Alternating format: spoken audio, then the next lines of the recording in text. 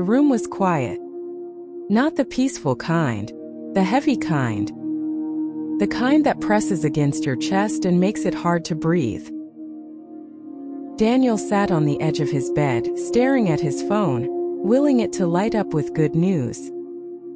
He had checked his email at least 20 times that morning. Still nothing. 3 months earlier, he had lost his job.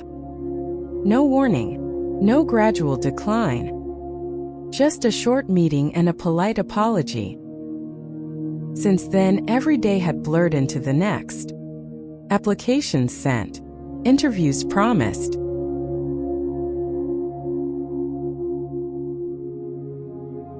Silence returned. Bills sat stacked on the table, like quiet accusations that never stopped staring back at him. Daniel had always believed in God. He grew up in church, learned the scriptures, knew how to pray. But lately his prayers felt different. They felt like they were hitting the ceiling and falling straight back down. That morning, his voice barely rose above a whisper. God, I'm tired. I don't know what you want from me anymore. No answer came, just the hum of the fan, the distant sound of traffic passing by. Life continuing as if nothing was wrong. Daniel stood up and began to pace the room. And that was when doubt crept in. Softly, quietly, like a familiar voice he had heard before. Maybe you are being ignored. Maybe you are forgotten. Maybe faith only works for other people.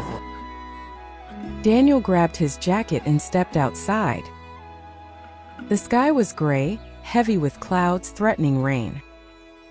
He walked without direction, letting his feet decide the path.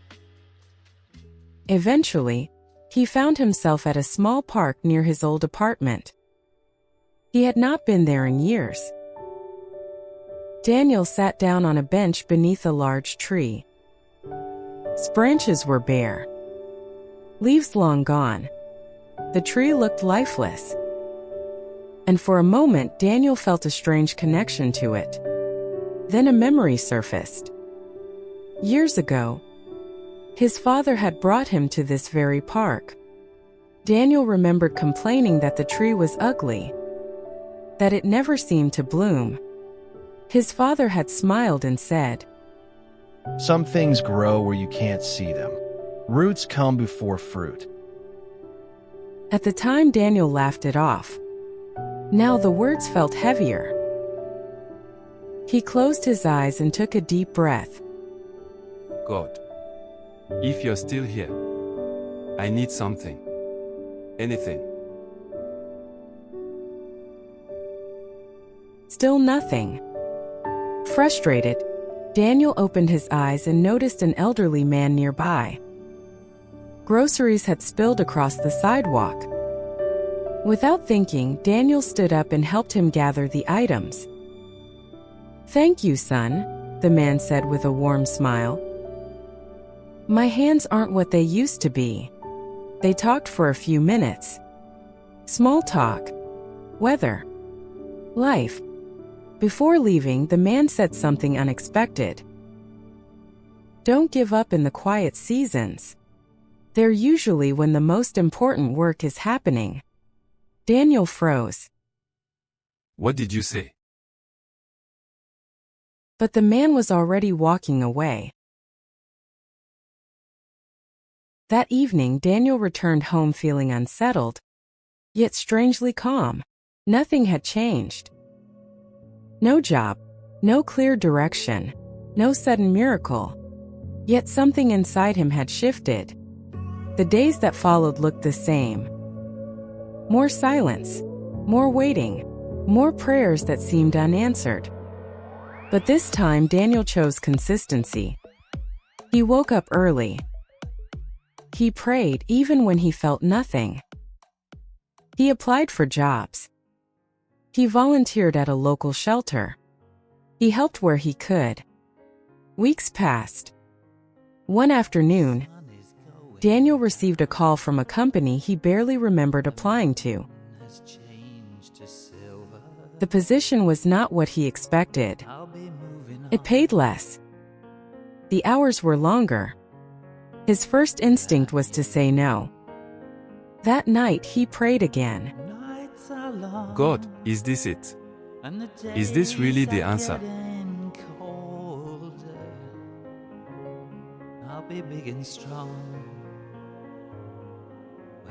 No voice, no sign, just a quiet sense of peace he could not explain. He accepted the job. The work was difficult at first, but something was different. His co-workers were kind. The environment challenged him. He learned new skills, gained confidence, slowly rebuilt his sense of purpose.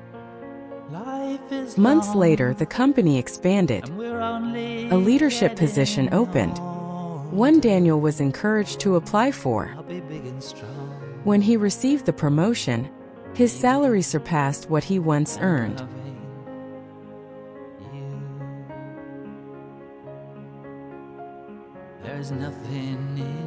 On his first day in the new role, Daniel took his lunch break at the same park. The tree was no longer bare. Bright green leaves filled its branches, standing strong in the sunlight. Daniel smiled. He finally understood. God had not been silent. He had been working underground, strengthening roots Daniel did not even know he needed. The waiting shaped his patience. The loss refined his faith. The silence taught him trust. Daniel whispered, "Thank you." Not because everything was perfect, but because he could finally see clearly.